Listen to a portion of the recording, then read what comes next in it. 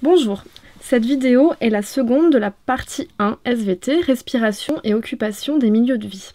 Elle a pour but de vous montrer la répartition des êtres vivants dans l'eau en fonction de leurs besoins en gaz respiratoire. Sur ce schéma, nous visualisons le parcours de la Loire, qui est le plus long fleuve de France. Si nous choisissons 3 stations différentes le long de la Loire, station 1, station 2, station 3, nous pouvons étudier la répartition de différentes espèces de poissons.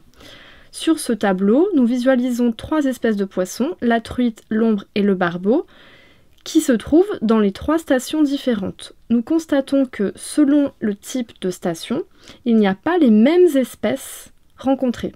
Par exemple, à la station 1, nous rencontrons un nombre important de truites, mais aucun ombre et aucun barbeau. Dans la station 2, toutefois, nous rencontrons beaucoup d'ombres, un peu de truites et un peu de barbeau.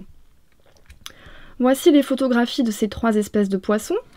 La truite commune est une espèce qui vit dans une eau très fraîche, avec un courant très rapide. Elle a besoin d'une eau très riche en dioxygène.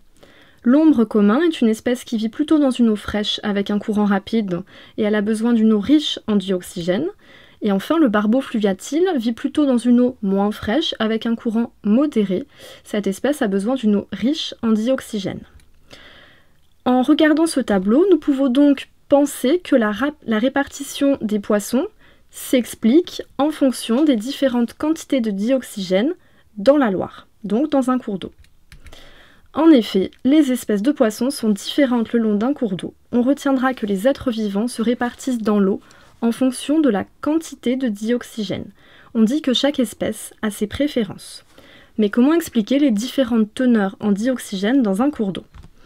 Par une petite animation, il s'agit d'une modélisation, nous allons tenter d'expliquer les facteurs qui peuvent influencer sur la quantité de dioxygène dans l'eau. Nous avons une console de mesure et des sondes de mesure placées dans une enceinte contenant de l'eau, et nous allons faire varier la température puis la présence d'une plante. Je lance l'animation. Alors,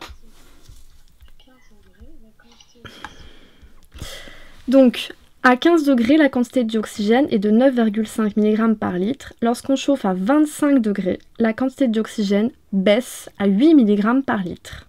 Donc la température modifie la quantité de dioxygène dans l'eau.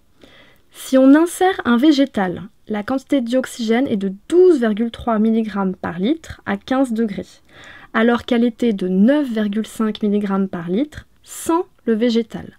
On peut donc penser que la présence du végétal fait augmenter la quantité de dioxygène dans l'eau. Dans un second temps, nous pouvons tester l'effet de l'agitation. Alors, on allume la sonde, on place un agitateur. À 2 degrés, la quantité de dioxygène est de 14 mg par litre. Nous allons lancer l'agitation et cette fois-ci, nous mesurons une quantité de dioxygène de 14,9 mg par litre. L'agitation semble donc faire augmenter la quantité de dioxygène dans l'eau. Nous pouvons également faire varier la température. On passe de 2 degrés à 10 degrés.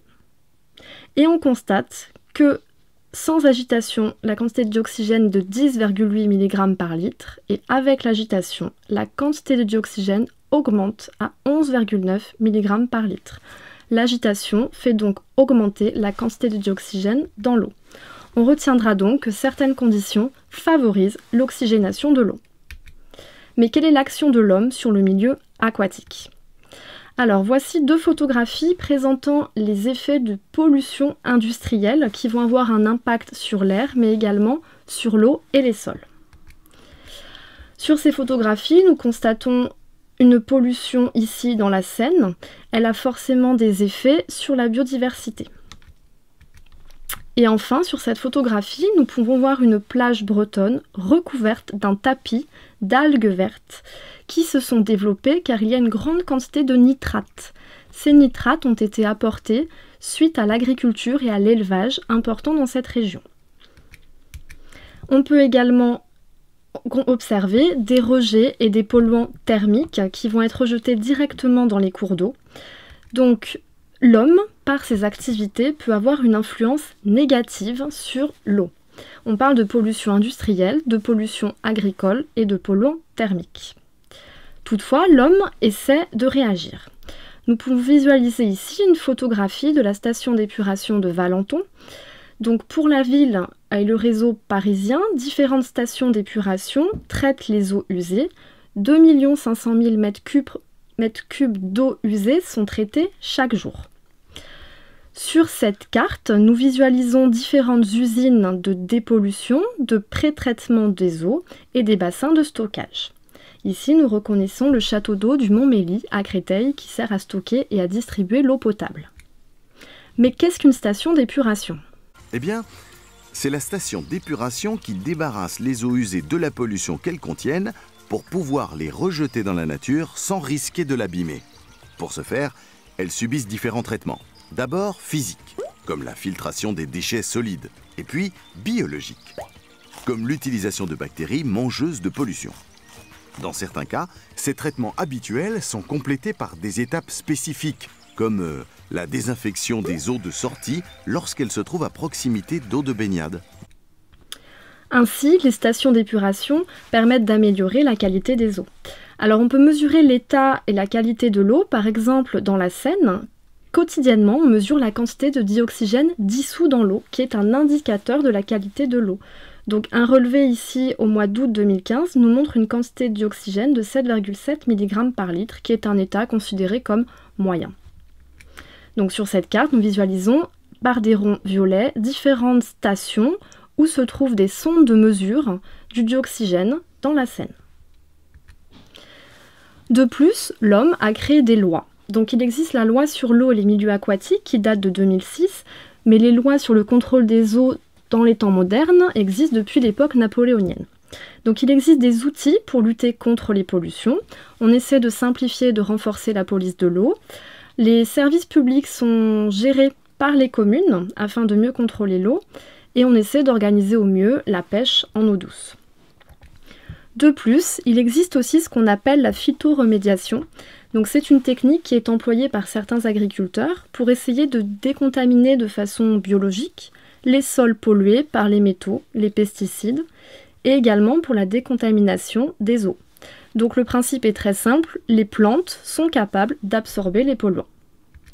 Donc on retient que les hommes peuvent avoir une influence également positive sur l'eau et les sols grâce aux stations d'épuration, grâce à des lois conçues pour limiter les dégâts et la phytoremédiation. Donc on retiendra en bilan que l'homme, pour sa survie, doit se nourrir, mais comme la population mondiale augmente et qu'on a un besoin grandissant de nourriture, cette nourriture est créée en partie par l'agriculture, qu'il faut augmenter par n'importe quel moyen. D'où l'utilisation intensive d'engrais, de pesticides, polluant l'eau et les sols. L'homme, voyant les problèmes causés par ces activités, essaie de limiter cette pollution par l'application des lois et la construction d'aménagements. Nous réaliserons en classe différentes activités en rapport avec cette vidéo. À bientôt!